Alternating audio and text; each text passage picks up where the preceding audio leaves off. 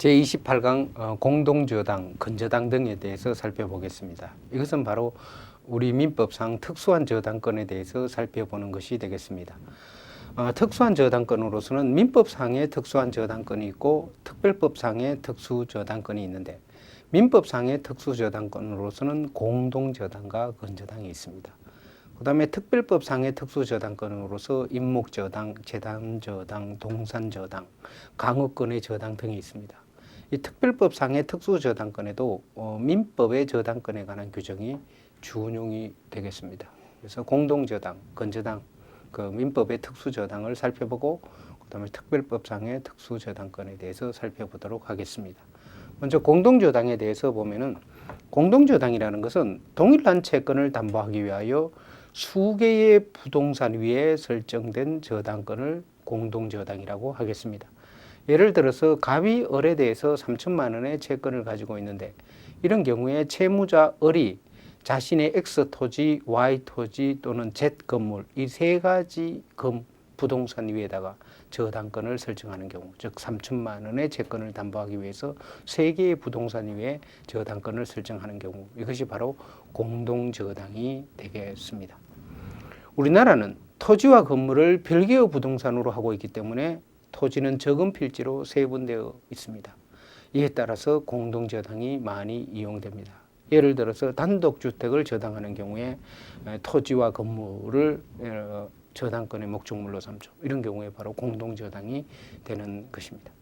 이런 공동저당은 몇 가지 장점을 가지고 있습니다. 즉 담보가치의 집적, 즉 채무자 입장에서는 담보가치를 집적할 수 있다는 입장에서, 또 채권자 입장에서는 위험을 분산할 수 있다는 점에서 장점이 있겠습니다. 즉 그 채무자 입장에서 장점을 보면은, 채무자 입장에서는 여러 개의 저당물이 갖는 담보가치를 집적하여 고액의 피담보 채권을 만족시킬 수 있다는 장점이 있습니다.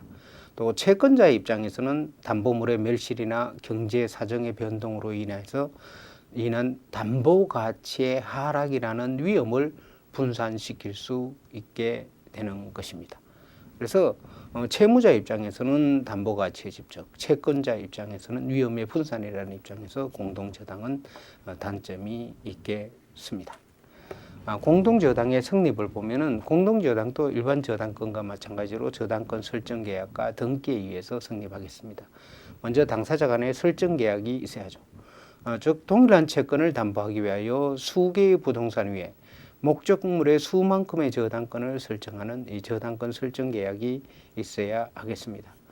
이와 관련해서 주의할 점은, 첫째로 공동저당은 여러 개의 목적물 위에 저당권을 설정하는 경우인데, 이때 공동저당은 동시에 성립해야 하는 것은 아닙니다.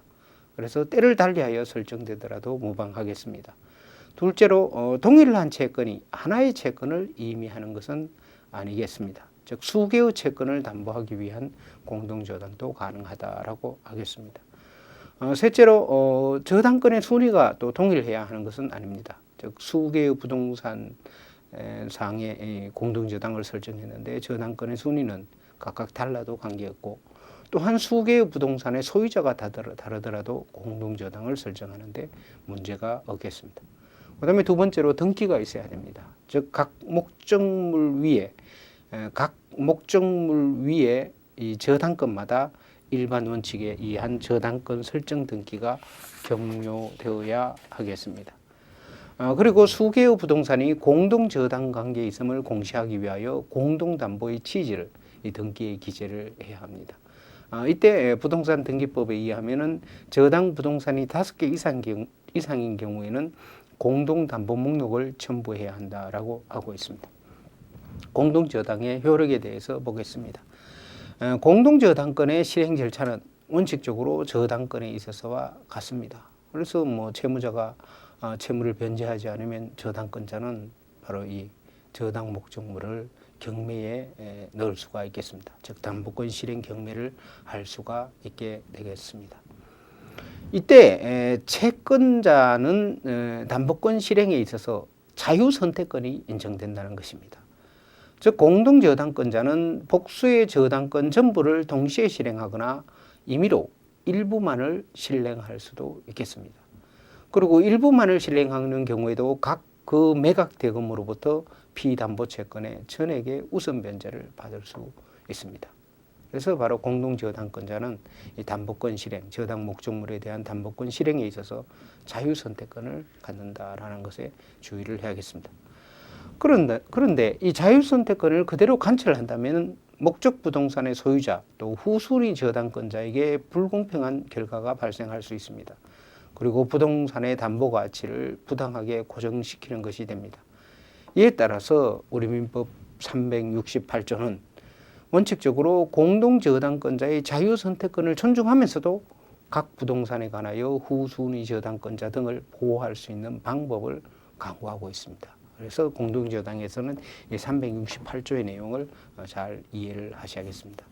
먼저 공동저당 목적물에 대해서 동시배당의 경우를 봅시다. 이 동시배당의 경우에는 부담의 안분을 하도록 하고 있습니다. 368조 1항에서는 공동저당의 목적물의 전부를 경매하여 그 경매 대가를 동시에 배당하는 경우에는 각 부동산의 경매 대가에 비례하여 피담보채권의 분담을 정한다라고 하고 있습니다.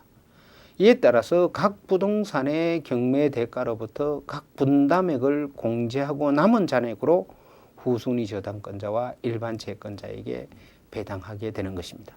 그래서 저당 목적물을 여러 개를 동시에 배당하는 경우에 공동저당권자는 바로 이 저당 목적물의 경락 대금에서 바로 안분해서 자기 채권의 만족을 얻을 수 있다는 것입니다. 즉 동시배당의 경우에 공동저당권자의 자유선택권을 제한하여서 후순위 저당권자의 이익을 도모하고 있습니다.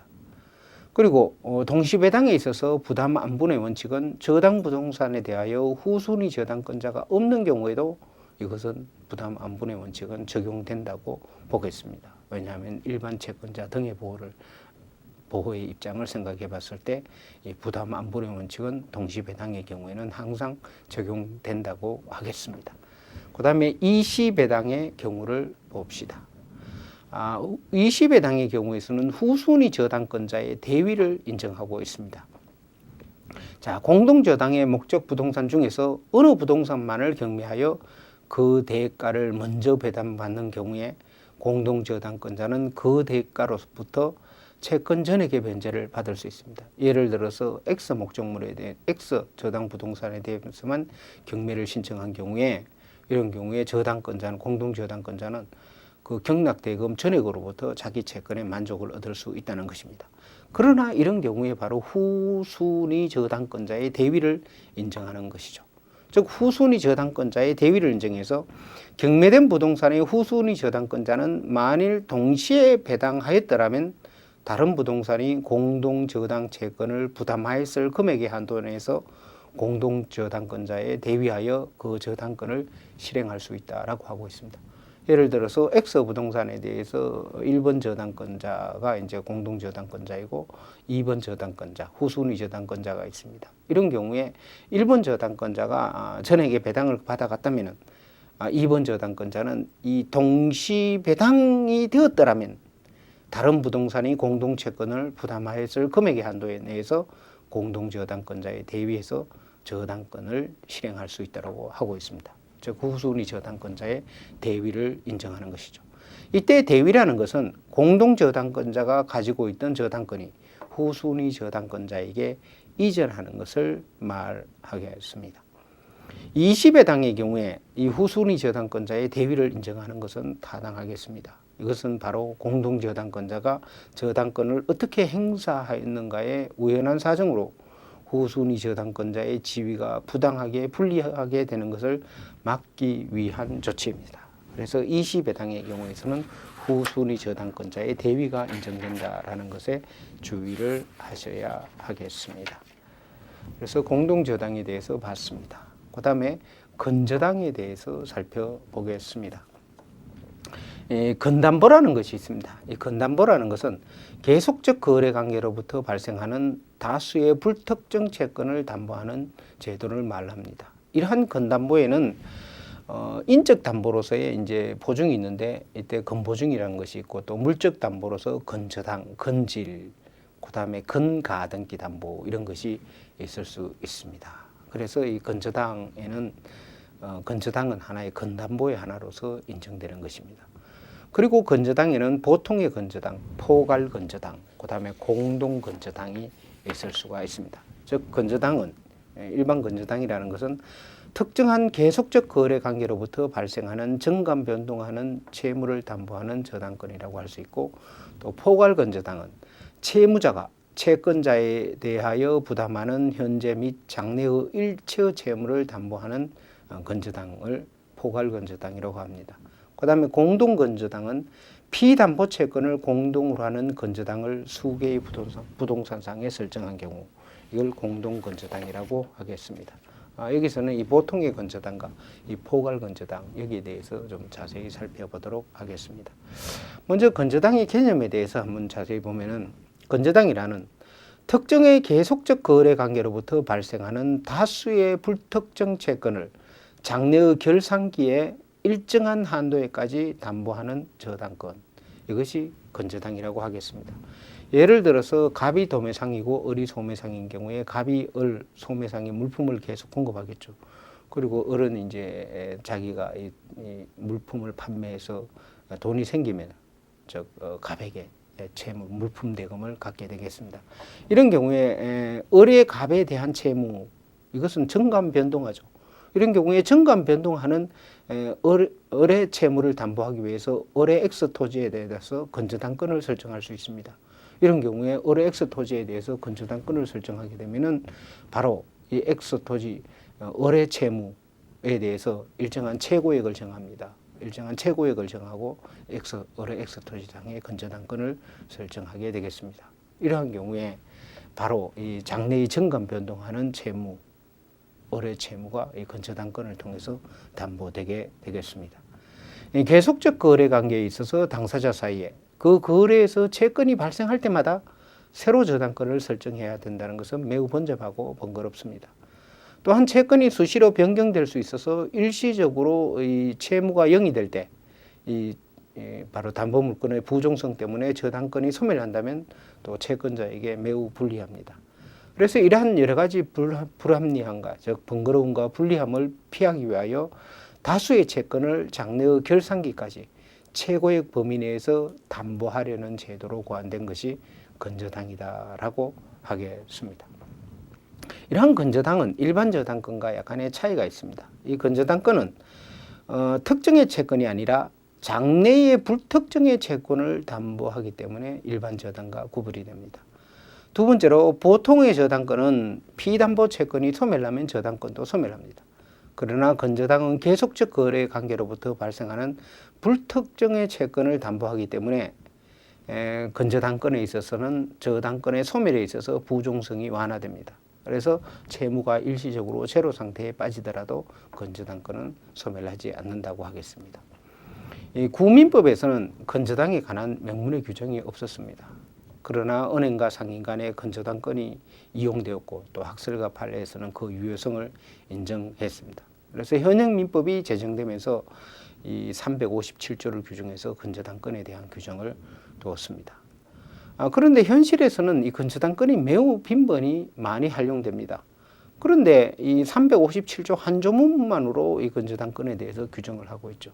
그래서 건저당권에 대한 규정이 지금 불충분한 상태에 있습니다. 일본에서는 1971년 민법 개정을 통해서 건저당권에 관한 21개의 조문을 신설했습니다. 그래서 건저당권, 현실에서 많이 이용되는 건저당권에 대해서 규율을 하고 있는데, 우리나라는 지금 입법이 매우 부족한 상황에 있습니다. 그래서 지금 현재 민법 개정안, 법무부 민법 개정안에 의하면 건저당권에 대해서 여러 조문을 첨가하는 것으로 예정하고 있습니다. 건저당권의 설정에 대해서 보면 건저당권의 설정도 일반 저당권의 설정과 마찬가지로 건저당권 설정 계약 플러스 등기가 있어야 하겠습니다. 먼저 설정 계약을 보면은 건저당권 설정 계약은 바로 건저당권자와 건저당권 설정자 간에 체결이 됩니다.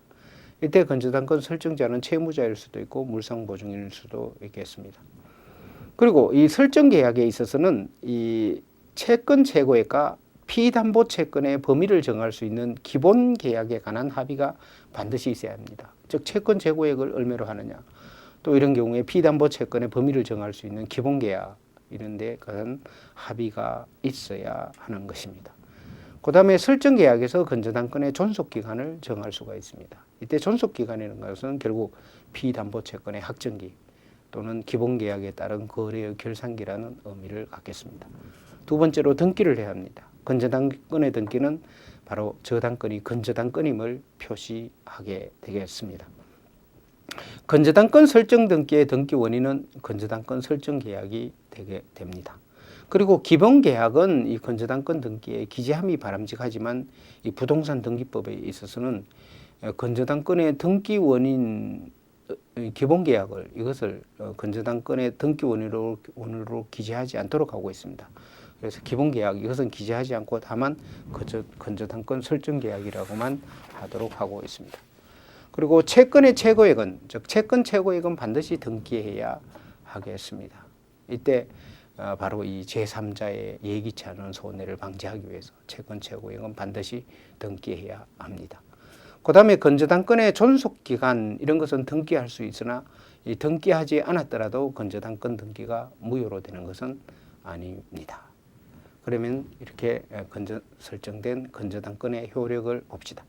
바로 건저당에 있어서는 설정 계약에서 정해진 최고액의 한도로 건저당권자는 우선 변제권을 가지게 되겠습니다. 즉 건저당권에 있어서는 최고액의 한도 범위 내에서 건저당권자가 바로 그 저당 목적물로부터 우선 변제권을 가진다는 것입니다. 그리고 저당권의 효력이 미치는 목적물의 범위는 보통의 저당권과 동일합니다. 먼저 피담보 채권의 범위에 대해서 보면 건저당권은 설정 계약에서 정해지고 등기된 최고액을 한도로 결산기에 확정된 금액에 대하여 우선 변제권을 가지게 되겠습니다. 이때 채권 최고액이라는 것은 목적물로부터 우선 변제를 받을 수 있는 한도액을 말하겠습니다. 그러면은 이 360조와 이 채권 최고액과 관계만이 어떻게 되느냐라는 것이 문제가 됩니다. 채권 최고액만이 실제 건저당권 설정 등기에는 등기가 됩니다. 이때 이 채권 최고액과 피담보 채권의 범위와의 관계를 어떻게 해석하느냐가 문제가 되겠습니다. 특히 이제 민법 360조, 즉 저당권의 피담보 채권의 범위에 관한 360조가 건저당권에도 그대로 통용되느냐가 문제인데 그대로 통용된다고 하겠습니다. 이에 따라서 원본 이자 위약금, 채무 불이행으로 인한 손해배상, 저당권의 실행 비용이 건저당권에 의해서 담보된다고 하겠습니다. 그러니까 채권 최고액에 포함되는 피담보 채권의 범위라는 것은 5가지, 원본 이자 위약금, 채무 불이행으로 인한 손해배상, 저당권의 실행 비용 이 5가지를 의미한다고 하겠습니다. 이때 주의할 것은 지연이자 즉 지연배상 이것은 1년물에 한정할 필요가 없이 최고액의 범위 내에 포함되면은 모두 다 건저당권에 의해서 담보된다고 하겠습니다. 실제 일반 저당권의 경우에서는 지연배상은 1년분에 한해서 저당권에 의해서 담보가 되죠. 그러나 건저당권의 경우에는 지연배상액이 실질적으로 1년분에 한하지 않습니다. 이게 채권 최고액의 범위 내이면 지연배상이 몇 년분이라도 모두 건저당권에 의해서 담보가 되는 것입니다. 이로 인해서 현실에 있어서는 특정 채권의 담보를 위해서도 전부 다 건저당권을 이용하고 있습니다. 예를 들어서 A가 B은행에 1,000만 원의 대출을 받고 A의 아파트에 대해서 저당권을 설정하는 경우에도 B은행은 건저당권을 설정합니다. 이렇게 하면 B은행 입장에서는 바로 지연이자 이것은 1년분에 한하지 않고 채권 최고액의 범위 내에 포함되면 모두 바로 피담보 채권으로 건저당권에 의해서 담보가 되기 때문입니다. 그러니까 보통은 건저당권 설정할 때 원래의 채권 채무액의 약 한 120% 내지 130% 이런 식으로 해서 건저당권을 설정하는 것이 현실입니다. 그 다음에 건저당권의 확정, 즉 피담보 채권의 확정에 대해서 보겠습니다. 건저당권의 실행을 위해서는 피담보 채권이 확정이 되어야 합니다. 건저당권에 있어서는 기본계약만이 정해져 있죠. 그리고 채권 최고액만이 정해져 있으니까 피담보 채권의 우선 변제를 받기 위해서는 이게 정간 변동하는 채권이 확정되어야 하겠습니다. 즉 건저당권의 피담보 채권은 기본 계약이 존속하는 동안은 정간 변동되다가 바로 이 피담보 채권의 확정을 통해서 담보되는 피담보 채권이 확정이 되겠습니다. 그러면은 건저당권에서 피담보 채권의 확정 사유를 보면 어떤 것이 되느냐 하면은 여기에 대해서는 우리 민법에 명문의 규정이 없습니다. 건저당권에 의해서 담보되는 피담보 채권의 확정의 경우는 첫째, 건저당권 설정 계약 내지 기본 계약에서 정한 결산기의 도래. 둘째, 건저당권 존속 기간이 있는 경우에 존속 기간의 만료. 셋째, 기본 계약 또는 설정 계약이 해지 또는 해제되는 경우에 피담보 채권액이 확정된다고 하겠습니다. 그다음에 네 번째로 확정된 채권액이 채권 최고액을 초과하는 경우는 어떻게 되느냐를 봅시다. 자, 확정된 채권액이 채권 최고액을 넘은 경우에 통설은 건저당에서 채권 최고액을 건저당권에 의하여 담보되는 채권의 최고액으로 이해하고 있습니다. 즉 통설에 의하면은 채권 최고액의 범위 내에서만 담보가 된다라는 것입니다. 그러니까 채권이 확정된 채권액이 채권 최고액을 넘으면 통설은 입장에서는 바로 이 채권 최고액의 범위 내에서만 이 건저당권에 의해서 담보된다고 봅니다. 이에 비해서 소수설은 최고액을 넘는 부분도 피담보 채권액에 속하는 것이고 이 제3자와의 관계에서만 우선 변제권이 최고액으로 제한될 뿐이다라고 보고 있습니다. 그래서 소수설은 원칙적으로 채권 최고액을 넘더라도 넘는 부분도 건저당권에 의해서 담보된다라는 입장입니다. 여기에 대해서 우리 판례를 보면 우리 판례는 이 소수설의 입장에 가깝다고 하겠습니다. 우리 판례는 확정된 채권액이 채권 최고액을 넘는 경우에 건저당권자는 채무자가 건저당권 설정자인 경우에도 최고액의 범위 내의 채권에 한해서만 변제를 받을 수 있음을 의미하는 것은 아니다라고 하고 있습니다. 그러니까 채권 최고액을 넘는 경우에 바로 건저당권자는 최고액을 넘는 부분도 건저당권을 통해서 바로 변제를 받을 수 있다라고 하고 있습니다. 다시 말하면은 이런 경우에 채무자는 최고액까지 변제하고 건저당권의 말소를 청구할 수 없다라는 입장에 있겠습니다. 그다음에 건저당권의 실행을 보면은 건저당권자는 피담보 채권이 확정되고 또 확정된 피담보 채권의 변제기가 도래하면은 건저당권을 실행해서 바로 최고액까지 피담보 채권에게 확정액을 우선 변제받을 수 있습니다. 이때 건저당권의 실행은 이것은 바로 저당권의 실행 절차와 동일합니다. 그래서 담보권 실행 절차인 저당권 실행 절차와 동일하다라고 하겠습니다. 왜냐하면은 이 건저당권이 피담보 채권이 확정되면 그때부터는 사실 일반 저당권이 됩니다. 보통 저당권으로 전환되기 때문에 보통 저당권의 실행 절차에 이해한다라고 하겠습니다. 그다음에 건저당권의 처분, 변경 처분 이런 것도 가능합니다. 당사자는 계약에서 건저당권 계약으로 당사자는 계약에서 이 건저당권 설정 계약에서 정한 채권 최고액 또 존속 기간 이것을 변경할 수 있습니다. 그리고 기본 계약의 추가 변경도 가능하고 또 채권자 또는 채무자의 변경 이런 것도 가능하겠습니다. 그다음에 건저당권의 처분도 가능하죠. 이 건저당권의 처분과 관련해서 보면은 건저당권은 피담보 채권과 분리하여 처분될 수 없음이 원칙입니다. 그러나 이러한 규정은 피담보 채권의 처분이 있으면 건저당권의 처분도 항상 따라야 한다라는 것을 의미하지는 않습니다. 이것은 바로 건저당권의 건저당권에 있어서 피담보 채권에게 확정 전후를 기준으로 해서 구별해서 살펴봐야 하겠습니다. 먼저 건저당권의 확정으로서 피담보 채권이 특정된 경우에는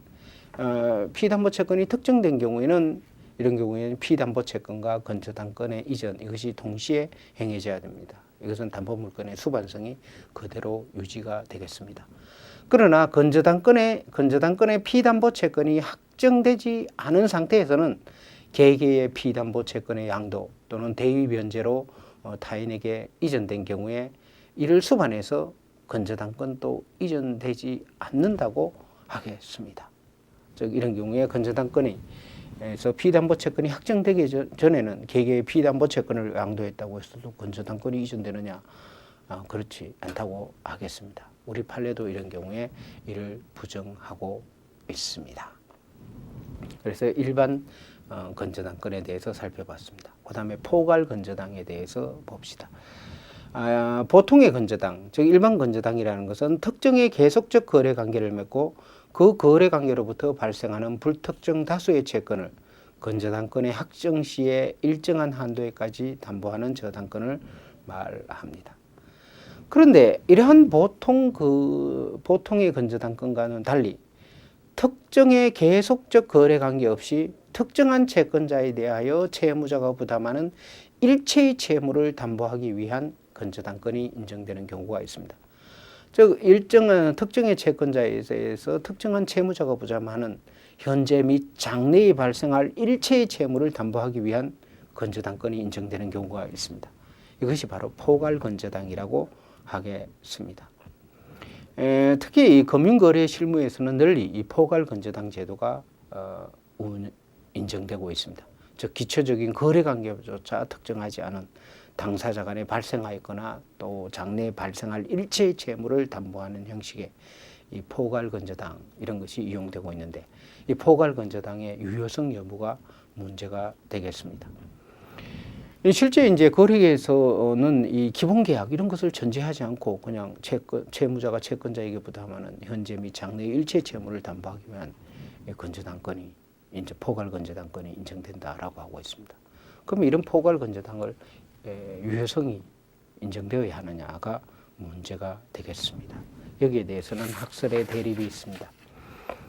다수설은 제한적 유효설에 입각하고 있습니다. 즉 채무자에 대한 일체의 채권을 담보하는 극단적 포괄 건저당은 무효이다라고 하고 있습니다. 그러면서 현재 금융기관에서 이용하고 있는 정도, 즉 현재 및 장래의 여신거래 내지 은행거래로 인한 일체의 채무를 담보하는 포괄 건저당권 정도는 유효하다라고 하고 있습니다. 그러나 거래와 관계없이 발생하는 불법행위로 인한 손해배상 청구, 또 부당이득 반환 청구권까지 이 피담보 채권에 의해서 담보하는 이 포괄 건저당, 이것은 극단적 포괄 건저당은 무효다라는 입장입니다. 그다음에 전면적 유효설이 있습니다. 이 극단적 포괄 건저당까지도 유효하다라는 입장입니다. 그다음에 무효설은 건저당권에 관한 명문의 규정이 있다는 것으로 포괄 건저당의 유효성을 인정하면 이론상의 비약이다라고 하면서 포괄 건저당 이 전체가 무효다라는 입장입니다. 그럼 판례의 입장은 어떠냐?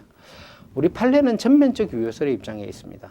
즉 건저당권 설정 당시에 차용금 채무뿐만 아니라 기타 원인에 의하여 부담하는 일체의 채무를 담보하는 포괄 건저당은 유효하다라고 하고 있습니다. 이때 기타 원인에 의하여 부담하는 일체의 채무에는 보증채무와 같은 계약상의 채무뿐만 아니라 부당이득에 기한 채무까지 포함하는 것으로 하고 있습니다. 그래서 우리 판례는 포괄 건저당에 대해서 전면적 유효설의 입장에 있다고 할 수 있습니다. 그러면 포괄 건저당을 어떻게 봐야 되느냐? 이 극단적 포괄 건저당의 유효성은 인정할 수 없다고 하겠습니다. 다만 현행의 은행 거래에서 인정되는 정도의 포괄 건저당만 인정된다고 하겠습니다. 즉 여신 거래에서 발생하는 일체의 채무를 담보하는 정도의 포괄 건저당은 유효하다고 해석하겠습니다. 그러니까 제한적 유효설의 입장에서 봐야 되고 이 거래와 관계없이 발생하는 불법 행위로 인한 손해배상 청구권이나 또 부당이득 반환 청구권까지 피담보 채권에 포함시키는 이런 극단적 포괄 건저당은 이것은 무효라고 봐야 하겠습니다. 지금 법무부 민법 개정안에 있어서도 이 무제한적 포괄 건저당은 무효다라는 이 명문의 규정을 두려는 입장에 있겠습니다. 자, 그래서 건저당에 대해서 봤습니다. 그 다음에 이 특별법에 의한 저당권에 대해서 봅시다. 저당권에 관한 민법의 규정은 특별법에 의하여 설정되는 저당권에도 준용됩니다. 이 특별법에 의한 저당권에 보면은 임목저당, 선박저당, 어권의 저당, 재단저당, 동산저당 등이 있습니다. 그래서 이러한 특별법상의 저당권에도 민법의 저당권에 관한 규정이 준용이 되겠습니다. 먼저 임목저당을 보면은 바로 임목에 관한 법률에 의하면은 수목의 집단으로서 소유권 보존 등기가 격려된 수목의 집단을 임목이라고 합니다. 그래서 임목을 토지와는 별개의 독립한 부동산으로 봐서 바로 임목 자체를 양도할 수가 있고 또 저당권의 목적으로 할 수 있도록 하고 있습니다. 그래서 임목저당은 바로 등기된 수목의 집단인 임목에 대해서 저당권을 설정한 것, 이것이 바로 임목저당이 되겠습니다. 임목저당권의 설정은 바로 임목저당권 설정의 합의와 임목등기부의 등기가 있어야 합니다. 그리고 임목의 저당권을 설정하는 경우에는 반드시 그 임목을 산림보험에 붙이도록 하고 있습니다. 실제는 이제 임목저당이 이것은 많이 활용되고 있지는 않습니다. 그 다음에 특수한 저당권으로 재단저당이 있습니다. 이것은 바로 기업 경영을 위한 토지, 건물, 기계, 기구 등의 물적 설비와 또 기업에 관한 지상권, 임차권, 공업 소유권 등의 권리를 결합하여 하나의 통일적인 재단을 구성하고 그 재단 위에다가 저당권을 설정하는 제도, 이것을 바로 재단저당이라고 하겠습니다. 그러니까 기업이 가지고 있는 토지, 건물, 부동산 등의 물적 설비가 있죠. 토지, 건물, 또 기계, 기구, 물적 설비와 그 외에 어떤 기업이 가지고 있는 어떤 여러 가지 지상권, 임차권, 공업 소유권 등이 있죠. 이러한 것을 전체를 하나의 가치로 평가해서 이것 전체를 하나의 재단으로 구성하고 그것을 전체를 하나의 가치로 평가해서 저당권을 설정하는 것입니다. 바로 이들을 유기적으로 결합함으로써 담보 가치를 높이고 설정 및 실행 절차를 간편하게 할 수 있다는 장점이 있습니다. 이 재단저당법으로서는 공장저당법과 강업재단저당법 두 개의 법률이 있습니다. 먼저 공장저당에 대해서 보면은 공장저당에는 공장재단저당과 협의의 공장저당 이 두 가지가 있겠습니다. 먼저 공장재단저당을 보면은 이 공장재단을 구성할 수 있는 것은 바로 이 물적 설비와 권리가 됩니다. 즉 기업 경영을 위해서 공장에 속하는 물적 설비와 권리, 이것이 공장재단을 구성하는 것이 되겠습니다. 다시 말하면 공장재단은 공장에 속하는 토지와 공작물, 기계, 기구, 기타 부속물과 지상권, 전세권, 임차권, 공업소유권 등으로 구성이 되겠습니다. 그래서 공장재단은 이 물적 설비와 권리, 이것을 하나의 공장재단을 구성하고 이 공장재단을 한 개의 부동산으로 간주해서 이 저당권을 설정하는 경우, 이것이 바로 공장재단저당이 되겠습니다. 공장재단저당은 재단을 구성하는 개개의 물건 또는 권리를 표시한 공장재단 목록을 작성하고 이를 공장 소재지를 관할하는 등기소에 제출하여 공장재단 등기부에 소유권 보존 등기를 하게 됩니다. 그리고 나서 그로부터 10개월 내에 저당권 설정 등기를 하는 경우 공장재단저당이 성립하겠습니다. 그다음에 협의의 공장저당이 있습니다. 이 저당법에 의하면은 공장의 소유자가 공장재단저당과는 달리 즉 재단을 구성하지 않고도 공장에 설치된 기계, 기구, 기타 공장 공용물을 공장의 토지나 건물과 함께 저당권의 목적으로 할 수 있다라고 하고 있습니다. 이것을 협의의 공장저당이라고 하죠. 이러한 공장저당권에는 토지저당권, 즉 공장에 속하는 토지의 저당권과 건물저당권 두 가지가 있는데 예를 들어서 토지저당권을 설정한 경우에, 즉 공장 토지저당권을 설정한 경우에 토지에 설정한 저당권의 효력은 건물을 제외한 그 토지에 부과되어 일체를 이루고 있는 물건 그리고 토지에 설치된 기계, 기구 이런 것에 대해서도 저당권의 효력이 미치도록 하고 있습니다. 그래서 이렇게 구성함으로써 협의의 공장저당은 민법상 일물 일권주의의 중대한 예외를 인정하는 것이다 라고 하겠습니다. 그 다음에 강업재단저당이 있습니다. 이것은 강업재단저당법에서 규정하고 있습니다. 이 강업재단은 강업권, 토지와 공작물, 지상권, 기타 토지 사용권, 임차권, 기계, 기구, 차량, 기타 부속물로서 강업에 관하여 동일 강업권자에게 속하는 전부 또는 일부로서 강업재단을 구성할 수 있습니다. 그리고 강업재단에 대해서 바로 정하당권을 설정하는 것, 이것이 강업재단저당이 되겠습니다. 이렇게 해서 우리나라에도 이제 강업재단저당, 그다음에 공장재단저당 이런 것을 규정하고 있는데 이 재단저당 제도는 실제 우리나라는 선진 제국에 비해서는 아직까지 상당히 초기 단계에 있습니다. 그래서 우리나라에서 또 이 재단 저당 제도의 활용 분야가 확대를 해야 한다라고 하겠습니다. 그래서 농업 경영의 규모 확대와 기계화에 따라서 농업 재단 저당의 제도화가 필요하고, 그다음에 뭐 위에 더 나가서 기업 담보 제도 이런 것도 필요하다고 하겠습니다. 그다음에 특수한 저당권으로서 동산 저당이 있습니다. 동산은 원칙적으로 질권의 목적이 될 뿐 저당권의 목적으로 되지 못합니다. 동산의 경우에는 바로 이제 질권의 목적이 되는 것이죠. 동산의 경우에는 등기 등록에서 공시수단이 없으므로 이런 경우에 저당권의 목적이 되지 못합니다. 그러나 동산의 질권을 설정하면 그 사용 가치가 사장되죠. 즉 질권자가 목적물을 점유하니까 질권 설정자가 목적물을 사용 수익할 수 없습니다. 그래서 질권은 사회 경제적으로 매우 비효율적이고, 또 동산을 담보로 생산 자금을 융자하는 것은 질권을 통해서는 불가능하게 되겠습니다. 이에 따라서 등기 등록이라는 공시 방법이 갖추어져 있는 동산에 관해서는 저당권의 설정을 인정합니다. 결국은 이 등기 등록에 의해서 공시될 수 있는 동산, 여기에 대해서는 결국은 저당권을 설정할 수 있도록 하죠. 그러니까 이건 동산 저당이 되는 것입니다.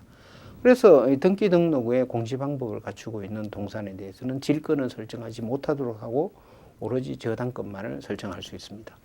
그래서 먼저 자동차 저당법에 의하면 자동차 저당이 인정되고, 항공기 저당법에서는 항공기 저당, 그다음에 건설기계 저당법에서는 건설기계, 또 상법에서는 선박 저당 등이 인정됩니다. 그래서 동산 저당에는 자동차 저당, 건설기계 저당, 항공기 저당, 선박 저당 이런 것들이 있다고 하겠습니다. 그래서 등기 등록으로 공시될 수 있는 동산에 대해서는 결국은 질권을 설정하지 못하고 동산 저당을 설정하도록 하고 있습니다.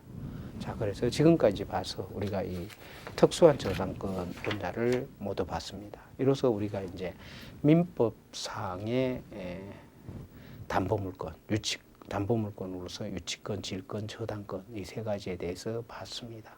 제29강부터는 우리가 이 변칙담보권, 즉 변칙담보제도에 대해서 살펴보도록 하겠습니다.